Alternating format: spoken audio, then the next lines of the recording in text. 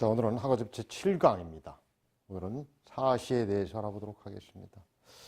봄, 여름, 가을, 겨울, 사시, 다들 우리가 지내오는 과정들입니다만, 어른들께서는 봄과 여름, 가을, 겨울을 어떻게 설명했는지를 한번 살펴보도록 하겠습니다. 먼저 학어집의 사시에 대한 해석들입니다. 전체적으로 한번 살펴보도록 하겠습니다. 사시라 일세 유사시하니 정월, 2월, 3월은 우이춘이요 4월, 5월, 6월은 우이하여 7월, 8월, 9월은 우이추요 10월, 11월, 12월은 우이동이니라. 여러분들 다 이해되시겠죠? 여기서 얘기하는 정월, 2월, 3월 이것은 음력으로 얘기를 하고 있습니다. 그 중에 이제 봄이죠. 봄이라. 봄이 때라고 하는 것은 해가 따뜻해지고 바람이 화해, 초목이 화생하고 백화쟁발하니 농인이 경전이로다. 이렇게 설명을 하고 있습니다. 봄이다. 봄이 때 되면 해가 따뜻해지고 바람이 온화해져서 초목이 화하고 나고 백화, 100가지 꽃이죠. 온갖 꽃들을 얘기합니다. 쟁발, 다투어서 바람이 피니 그때는 농사 짓는 사람이 뭘 해야 돼요? 밭을 갈더라. 밭 갈 경자입니다. 여름에는 어떻게 되는 것이죠? 하라. 하지 우이시야 일령 풍운하여 초목 장모하고 조수 시혁이로다. 여름의 때는 해가 점점 길고 바람이 따뜻하다는 얘기입니다. 따뜻한 혼자죠. 초목 장모하여 초목이 자라고 무성해요. 조수 새와 수 들짐승이죠. 금수라고 할 때 금이라고 하는 것은 날짐승이고 수는 들짐승이죠. 희혁이로다. 드물희자 가죽혁자입니다. 즉 가죽이 드물다는 얘기, 성기다는 얘기죠. 얇아진다 이런 얘기입니다. 이春夏秋冬 사계절이라고 하는 것은 적도라든지 극지방에서는 경험하지 못하는 계절들이죠. 우리 북반구, 남반구의 이 지역에서만 바로 지축이 23.5도 기울어져 있는 것 때문에 공전을 통해서 이루어지는 그러한 사계절의 변화입니다. 이러한 봄, 여름, 가을, 겨울의 변화를 우주 만물의 변화와 다 접목을 시키고 있습니다. 사람이 태어나서 죽는 과정도 봄, 여름, 가을, 겨울에 비유하는 것이고 한 나라의 국가의 운명도 역시 마찬가지로 사시에 비유를 하곤 합니다. 봄이라고 하는 것은 만물이 생동하고 소생하는 계절이죠. 낳는다고 해서 생이라는 표현을 쓰기도 합니다. 여름에는 자라는 것이죠. 가을에는 거두는 것입니다. 겨울에는 감추는 겁니다. 생장수장 또는 생장수렴이라고도 합니다만 이러한 생장수장의 과정을 거쳐서 모든 만물들은 다 변화하게 되어 있습니다. 우주의 변화 역시도 바로 이春夏秋冬 관련해서 모든 것이라고 보는 것이죠. 주역에서는 원형이정이라고도 합니다.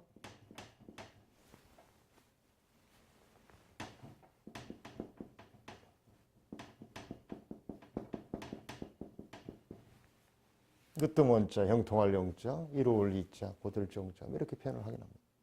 여기 보면은 바로 만물의 근원이 되는 으뜸이 되는 것이고 형이라고 하는 것은 형통하다 이런 표현이지만 뭔가 잘한다, 왕성해진다 이런 표현이죠.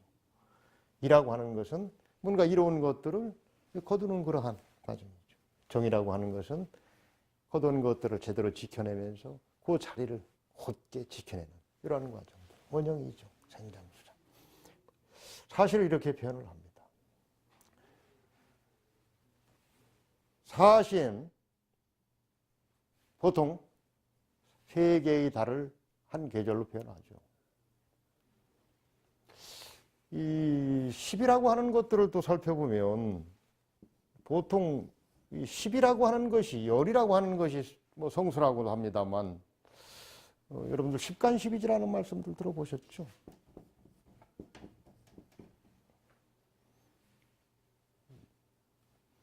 갑을병종, 무기, 경신임계, 십간이죠. 십이지, 자축인묘 진사오미 신유술에.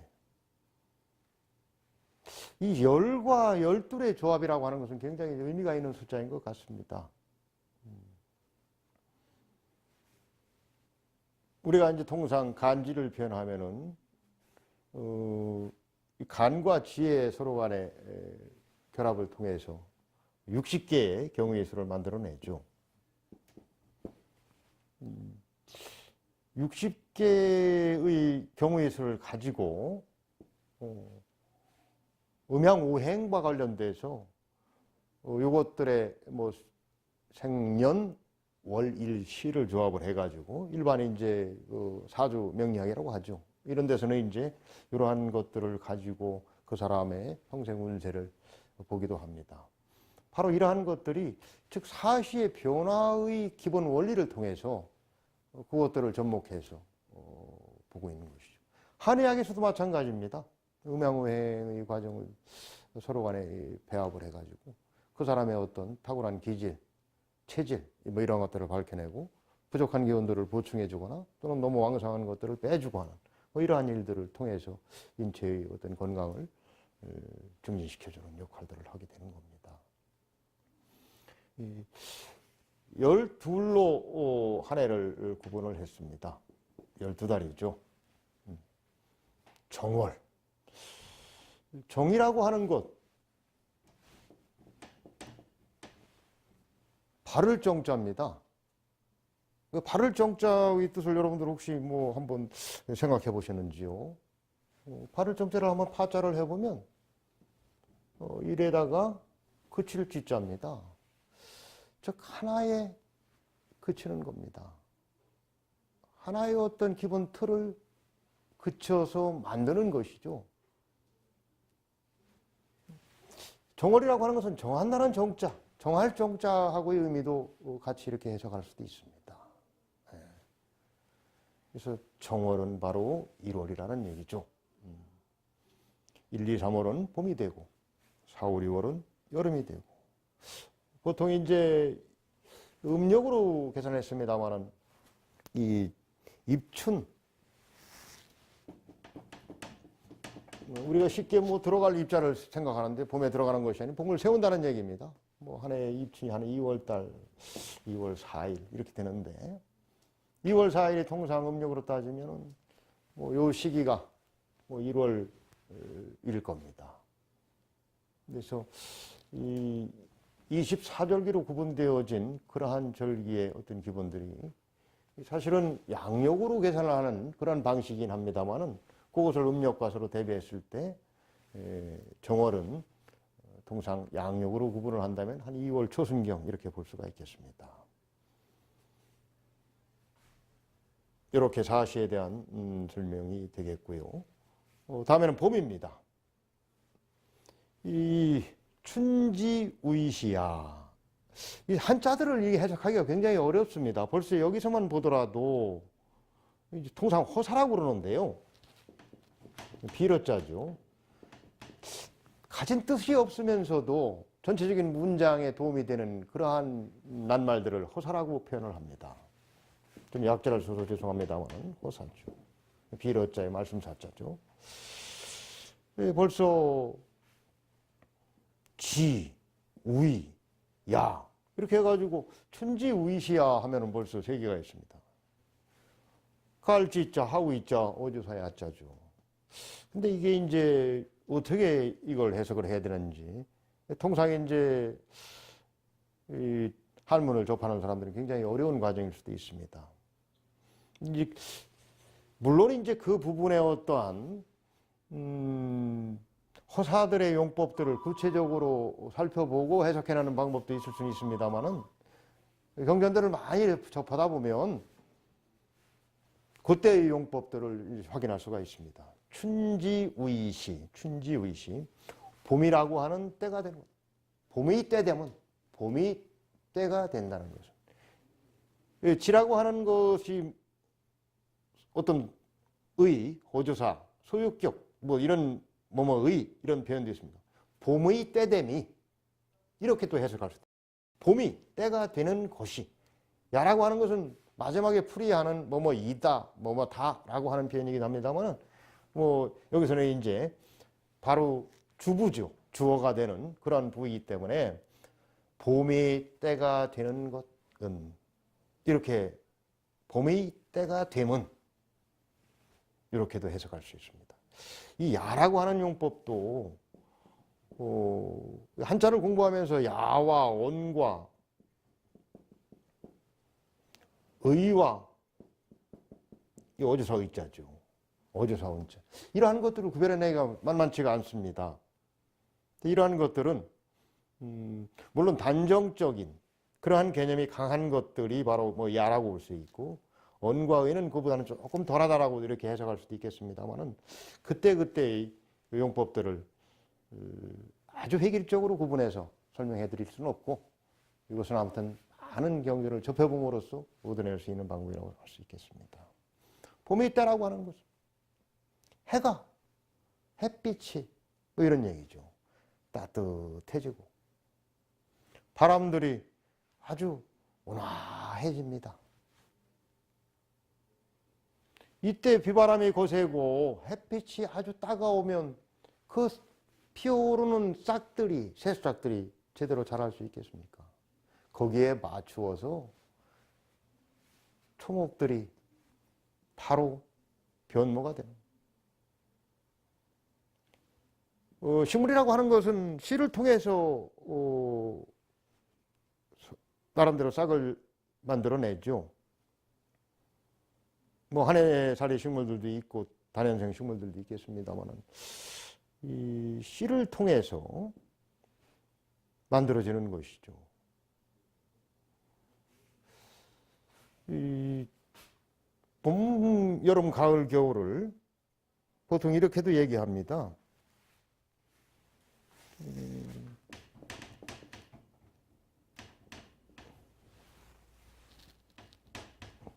쌍묘자입니다. 이렇게 돼가지고 근묘,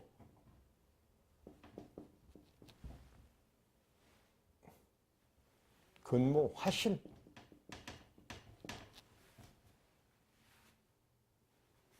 뿌리에서 싹이 나고 꽃이 피고 열매를 맺는다. 이런 표현도 쓰긴 하죠. 뿌리 식물을 얘기하는 겁니다. 씨를 통해서 이루어지는 것은 씨가 화해서 봄이 되는 그리고 그것이 나게 됩니다. 씨가 튀어서 싹을 만들어내는 것이죠. 더불어서 꽃이 피기 시작합니다. 백화 모든 꽃들이 쟁발 다투어서 피고 아주 만발한 지금 이제 봄입니다만 꽃들이 이제 피기 시작하죠. 백화 만발, 쟁발 이런 표현을 씁니다. 그럼 그때 꽃이 피게 되면 뭘 해야 되느냐? 과거의 농법 중에는 벼농사가 으뜸이죠. 밭 갈아야 됩니다. 경전이죠. 밭을 갈고 거두는 것 이것 참 대단히 중요한 겁니다. 때에 맞춰서 해야죠. 가색이라고도 합니다.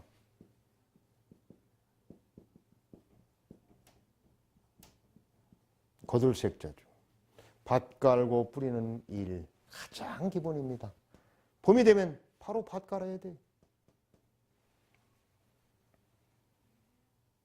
농부들이 봄에 이렇게 따뜻한 햇빛과 바람의 온화한 기운들을 받아서 꽃들이 피는 것을 느끼고 거기에 맞추어서 밭을 가르고 벼농사의 시작을 해야 되는 겁니다.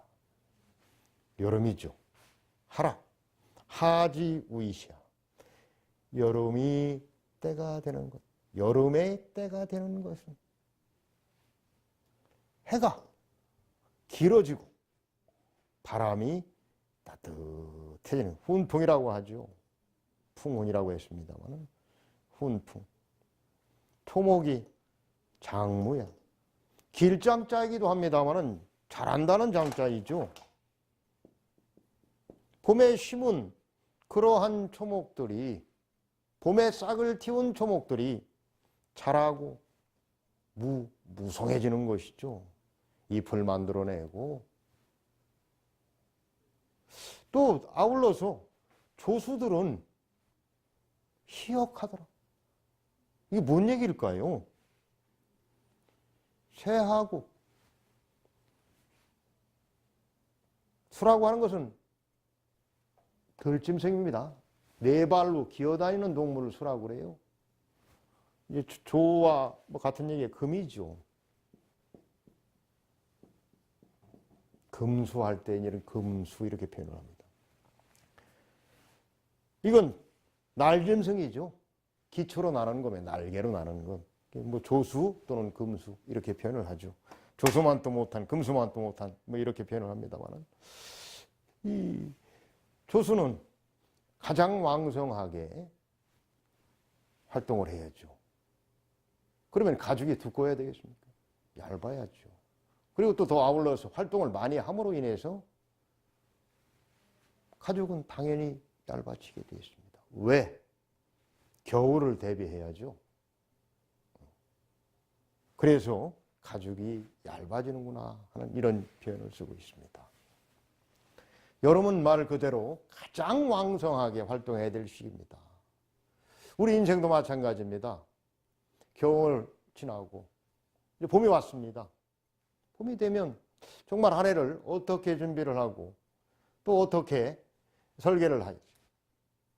거기에 따르는 첫 단추를 끼는 작업이 봄에 이루어지는 겁니다. 거기에 맞추어서 봄에는 바로 우주의 어떤 기운들도 똑같이 맞춰지는 겁니다. 햇빛은 점점 따뜻해지고 활동하기 편해지고 아울러서 바람 역시도 사람의 어떤 기분들을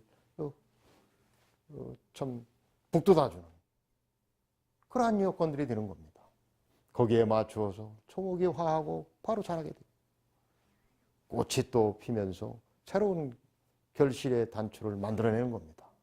이때 농민들은 바로 밭을 가는 마음같이 우리의 인생에서도 뭐 젊은 청춘들일 경우에는 정말 이때는 인생의 무한한 가능성을 생각하면서 농부의 밭 가는 심정을 생각하고 부지런하게 정말 이 분야 저 분야 다 탐색하면서 인생의 설계를 하는 그러한 청춘의 시기.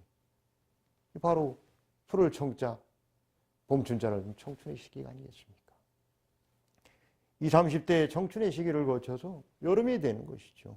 여름이 된다는 것은 가장 왕성하게 본인의 어떤 삶의 형편들을 가장 기를 수 있고 왕성하게 만들어내는 시기입니다.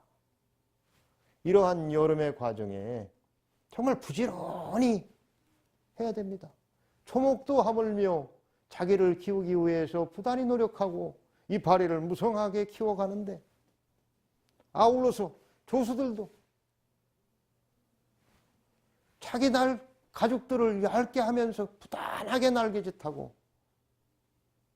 먹잇감을 예비하고 축적하기 위해서 활동을 하는 그러한 과정. 주로 우리 인생으로 따진다면 30대 중반부터 50대 초반까지가 아마 이런 여름의 시기가 아닌가 싶습니다. 과거에는 3, 40이면은 40만 돼도 벌써 가을이 아니냐 그랬습니다만은 지금이야 뭐 수명이 연장되어지고 그만큼 왕성한 활동들을 하기 때문에 정말 여름에 이렇게 자연의 이치가 이와 같듯 우리 인생의 삶도 여기에 맞추어서 같이 대입시켜보는 것은 어떨까 하는 생각을 가져봅니다. 자, 오늘은 사시에 대해서 알아봤습니다. 다시 한번 살펴보도록 하죠. 사시라 일세유사시하니 정월 2월 3월은 의춘이요 4월 5월 6월은 의하요 7월 8월 9월은 의추요 10월 11월 12월은 의동이로다. 춘이라 춘지의시야 일란풍화야 초목화생하고 백화쟁발하니 농인경전이로다. 하라 하지의시야 일령풍훈하야 초목장무하고 조수희역이로다. 사시의 변화 중에 이번 시간에는 춘과 하에 대해서 살펴봤습니다. 다음 시간에는 초와 동에 대해 살펴보도록 하겠습니다.